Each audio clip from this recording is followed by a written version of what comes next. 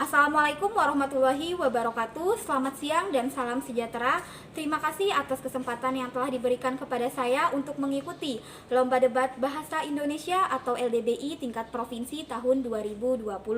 Baiklah, perkenalkan, nama saya Septia Salbuanda dari SMA Negeri 1 Seteluk. Di sini saya sebagai pembicara pertama dari tim oposisi.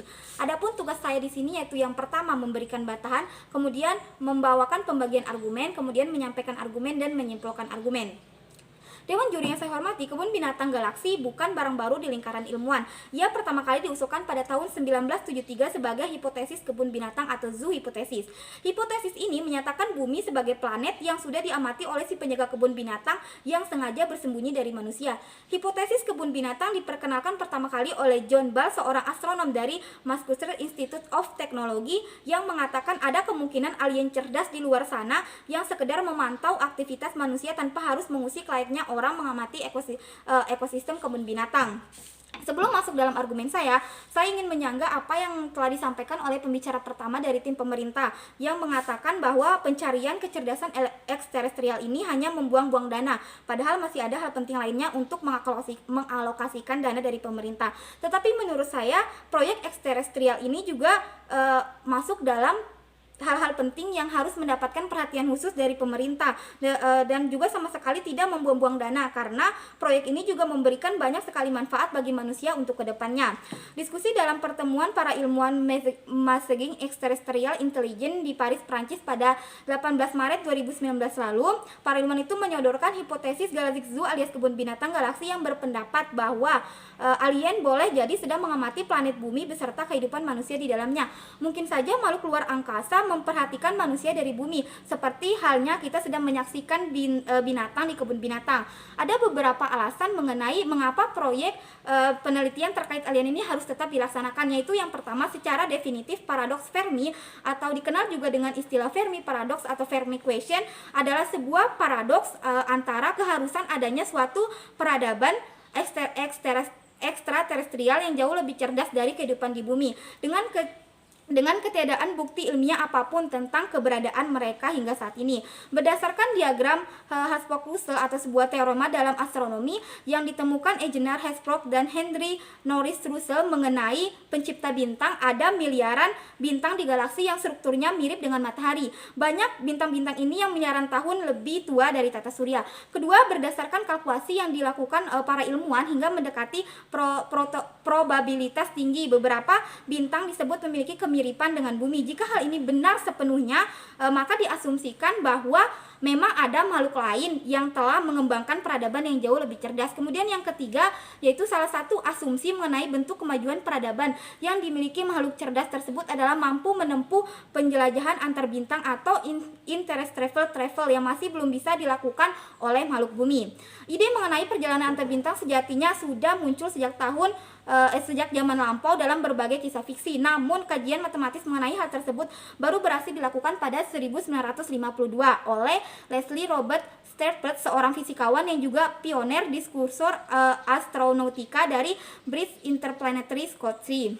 Di sini Fermi juga sendiri pada dasarnya tidak percaya jika penjelajahan antar bintang dapat dilakukan. Dia memunculkan pertanyaan-pertanyaan, apa jika memang benar adanya kehidupan lain yang lebih canggih di luar bumi, di mana mereka semua, dan kenapa tak satupun dari mereka yang menemui bumi. Maka dari itu pentingnya dilakukan proyek penelitian terkait alien ini untuk menjawab pertanyaan-pertanyaan yang muncul di masyarakat.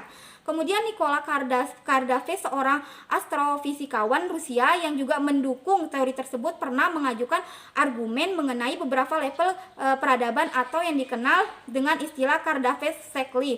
Menurutnya ada 3 jenis level peradaban di alam semesta ini, yaitu yang peradaban pertama, peradaban yang menggunakan planet sebagai sumber energi, bahkan cenderung menghabiskan sumber daya planet itu sendiri. Manusia di bumi kemungkinan berada di level ini walaupun belum sepenuhnya. Kemudian peradaban kedua itu peradaban yang menuai energi dan bintang induk mereka. Manusia tentu belum sampai ke sana, tapi pada 1960 seorang fisikawan bernama Fred Mason Dixon pernah mengajukan sebuah hipotesis yang menempatkan peradaban 2 sebagai kemungkinan jika peradaban tersebut membuat semacam kubu mega raksasa yang menutup bintang lalu mengubah radiasi panas dari bintang itu menjadi energi kubu.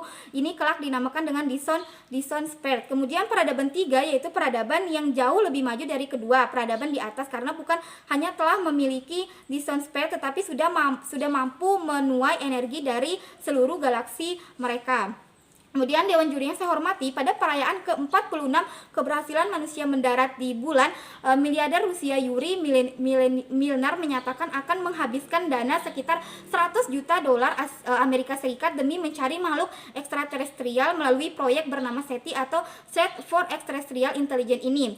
Pencarian ini juga dimaksudkan untuk mengembangkan teori persamaan Drake atau Drake Equation yang selama ini digunakan untuk memperkirakan jumlah peradaban ekstraterestrial di galaksi Bima Sakti.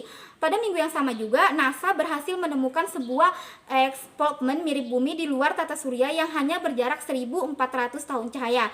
Mereka menamakan Kepler 452b. Menurut kalkulasi termutakhir para ilmuwan NASA, di antara 200 miliar bintang di galaksi Bima Sakti terdapat kurang lebih 11 miliar planet yang menyerupai bumi.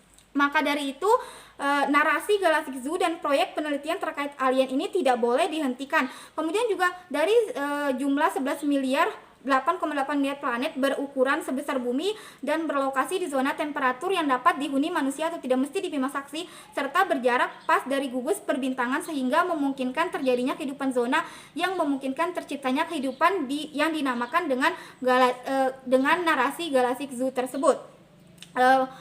Kemudian dengan melacak distribusi probabilitas dengan parameter persamaan Drake secara garis besar, maka hal tersebut menyimpulkan terdapat 50% peluang kehidupan lain di luar sana, dan karena itu manusia bukan satu-satunya makhluk tercerdas di alam semesta. Maka dari itu di sini saya memberikan solusi, yakni pemerintah untuk tidak menghentikan narasi terkait Galactic Zoo dan proyek penelitian terkait alien, karena kita sebagai manusia masih memerlukan penelitian tersebut untuk membuktikan apakah benar manusia dipantau oleh alien, dan tentu saja untuk terus meningkatkan kecerdasan mengenai luar angkasa agar generasi penerus masa depan juga bisa mengetahui berbagai hal terkait luar angkasa dan tentunya terkait keberadaan alien. Maka dari itu kembali lagi saya tegaskan di sini bahwa saya tidak setuju apabila dewan ini menyesalkan narasi Galactic Zoo dan segera dihentikan proyek penelitian terkait alien.